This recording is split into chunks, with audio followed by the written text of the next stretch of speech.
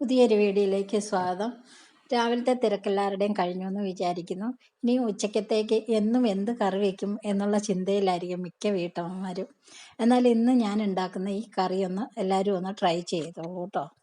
2 പച്ച കായ ഉണ്ടെങ്കിൽ സിമ്പിളായിട്ടും വളരെ പെട്ടെന്ന് നല്ലൊരു കറി നമുക്ക് തയ്യാറാക്കി എടുക്കാം.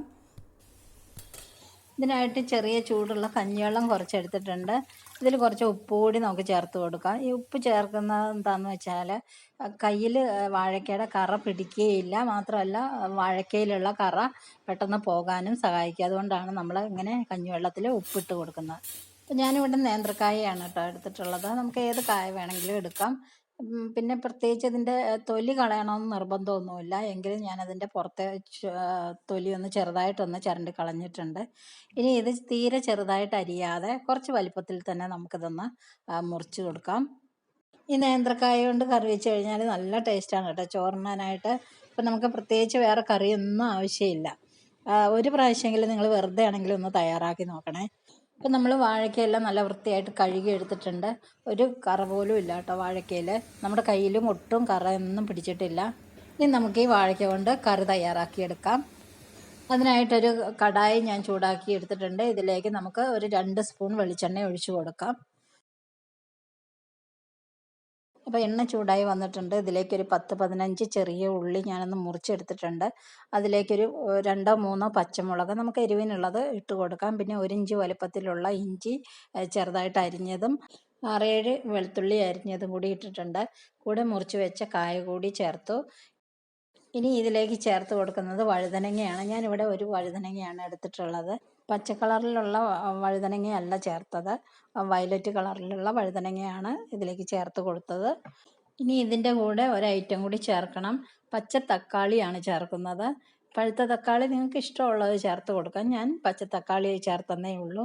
ഇനി ഇതെല്ലാം ഒരു 2 മിനിറ്റ് നേരം നമുക്ക് വഴറ്റിയതിന് ശേഷം ഇത് വെള്ളം ഒഴിച്ച് വേവിച്ചെടുക്കാം. ഈ വാഴക്കയുടെ കൂടെ നമ്മൾ പച്ച തക്കാളി ചേർക്കുമ്പോൾ അതിനൊരു വേറെ ഒരു ഫ്ലേവറും വേറെ ഒരു ടേസ്റ്റുമാണ് നമുക്ക് കിട്ടുക. അപ്പോൾ നമ്മുടെ കഷ്ണങ്ങളെല്ലാം നന്നായിട്ട് തന്നെ വാടി വന്നിട്ടുണ്ട്. ഇനി നമുക്കിതിലേക്ക് ചൂടുവെള്ളം ഒഴിച്ചു കൊടുക്കാം. ചൂടുവെള്ളം ഒഴിച്ചു കൊടുക്കുന്നതാണ് നല്ലത്. ഒരു 5 മിനിറ്റ് നേരം മൂടി വെച്ച് വേവിച്ചെടുക്കാം.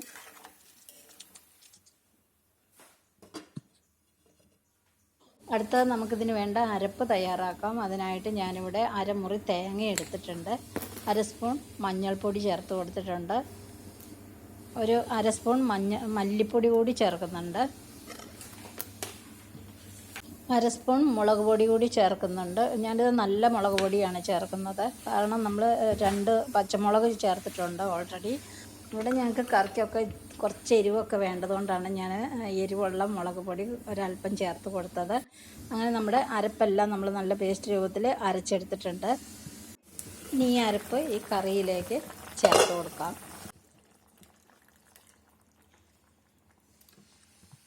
ഇനി ഈ കറി നമ്മൾ തിളപ്പിക്കാൻ പാടില്ല കേട്ടോ, നല്ല പോലെ ഒന്ന് ചൂടാക്കി എടുത്താൽ മാത്രം മതി.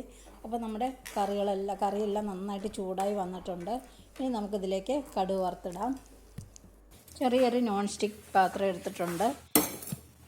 ഇതിലേക്ക് നമുക്ക് ആവശ്യത്തിനുള്ള വെളിച്ചെണ്ണ ഒഴിച്ചു കൊടുക്കാം. എണ്ണ ചൂടായി വരട്ടെ. അതിന് ശേഷം 1-1.5 സ്പൂൺ കടുക് ചേർത്ത് കൊടുക്കാം. കടുകെല്ലാം പൊട്ടി വരുമ്പോൾ നമുക്ക് ചെറിയ ഉള്ളി, 2 വറ്റൽമുളക്, 2-3 വറ്റൽമുളക് കൂടി ചേർത്ത് കൊടുക്കാം.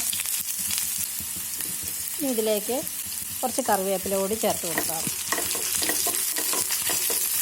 എപ്പോഴും ഉള്ളി പകുതി മൂപ്പാകുമ്പോൾ തന്നെ നമ്മൾ സ്റ്റൗ ഓഫ് ചെയ്ത് കഴിഞ്ഞാൽ ആ ചൂടിൽ തന്നെ നമുക്ക് എല്ലാം പാകത്തിനായിട്ട് മൂത്ത് കിട്ടും. ഇനി നമുക്ക് ലാസ്റ്റ് ടിപ്സ് എന്ന് പറയുന്നത് ഇതെല്ലാം ഒന്ന് തണുത്തതിന് ശേഷം ഒരു ചെറിയ ചൂടാകുമ്പോഴത്തേക്ക് എല്ലാവർക്കും അറിയാവുന്ന ടിപ്സാണ്. കുറച്ച് കാശ്മീരി മുളക് പൊടി കൂടി ചേർത്തൊന്ന് ഇളക്കിയതിന് ശേഷം നമുക്ക് ഈ കറിയിലേക്ക് ഒഴിച്ചു കൊടുക്കാവുന്നതാണ്.